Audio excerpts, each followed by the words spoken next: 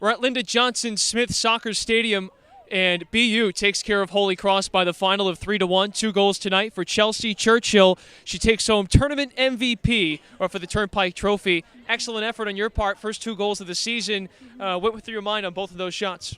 I knew that I had a feeling Willie on the first one was going to lay it off. We've been practicing that a lot in practice, so I just trusted that she was going to do it and just tried to get in the best position possible. And your last goal coming last year in the Patriot League Championship game. You have some great timing, wouldn't you say? Yeah, people say that, but it just comes when it comes. Nice win for your girls. You guys are now 6-1 in conference play after really a rough start, but you guys played some really tough competition. That's certainly expected when you have so much success. How's the team rolling now as you guys move into the end of the season and then you're getting ready for the conference tournament? We're doing well. We started out rough, but we were playing well. It's just we couldn't get the results. But now we're getting our attack into motion, and we're starting to get results, so we're excited for what's coming. So what do you think is the key going forward for a strong finish to the season? I think it's going to be just to keep building on our play and working hard in practice and keep expanding on what we're doing. Chelsea Churchill, the MVP of the women's soccer portion of the Turnpike Trophy competition between Holy Cross and BU. Chelsea, thanks so much for the time. Thank you. So, Coach, what are your overall thoughts on today's game? Well, it was a hard-fought battle. I think Holy Cross actually, in the first half, I thought was a little bit quicker to the ball than us, and they're a handful. We got 2 great goals from Chelsea Churchill, which separated us from them in the first half. But as far as the play went, it was more even than us up 2-0 than the score indicated. I thought it was more even. So that was what we talked about at halftime. We needed to be more dynamic in our movements, both defensively. I thought they were gaining an edge. They were a little bit quicker off the mark than we were. And same thing in attack. I just thought we weren't really moving dynamically with the ball or without the ball. And I thought the first 15 minutes of the second half, we really established that and got the 3rd goal. And and maybe tailed off a little bit at the end, but overall, a hard-fought game, an away conference game where we get 3 points, and I can't be unhappy about that. It's a little bit of a special game, coaching against not only a former player but a former assistant coach.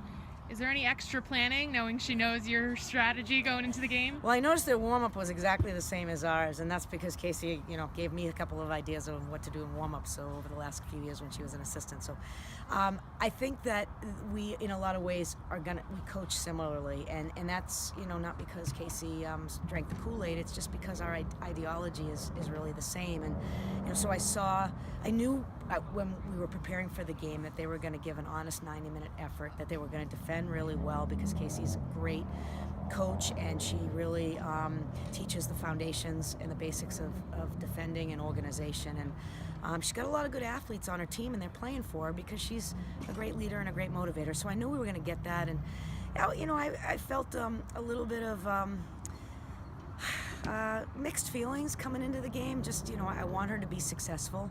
I want our team to play great. And as I told my team before the game,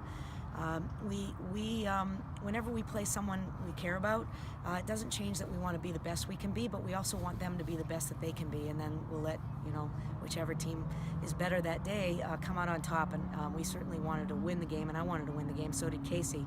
But I certainly wanted her team to play great because I wanted them to represent her, and I'm really proud of her. When the game was going on, I kind of forgot she was on the other sideline, to tell you the truth, which is really interesting because for lots of portions of the game, I did not even remember she was on the other sideline. And then let's talk about Chelsea Churchill. She was named the game MVP, a couple of goals, for, her first 2 of the season.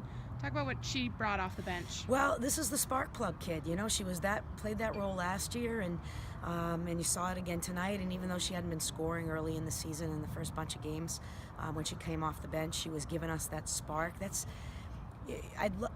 She would, and I would love her to become a 90-minute player at some point in her career, and I foresee that happening. But right now, last year and this year, it continues, is that she is so quick, and she's so dynamic, and she's so aggressive, and she's there one second, and then gone the next, and that's how she gets herself separated in those final third moments and demands the ball. You can hear her screaming for the ball.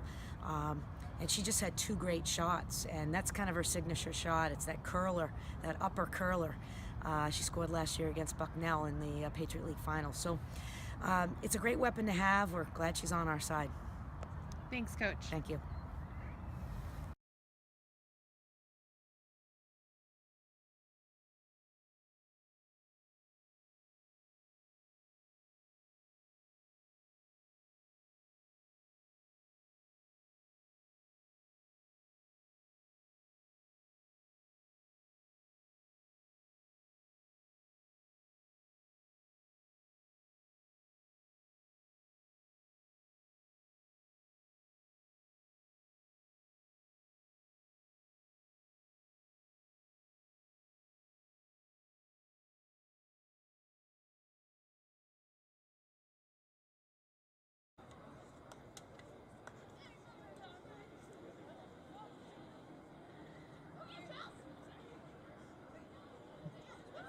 Congratulations to BU sophomore defender Chelsea Churchill on being named tonight's Turnpike Trophy Most Valuable Player. Chelsea finished tonight's game with 2 goals.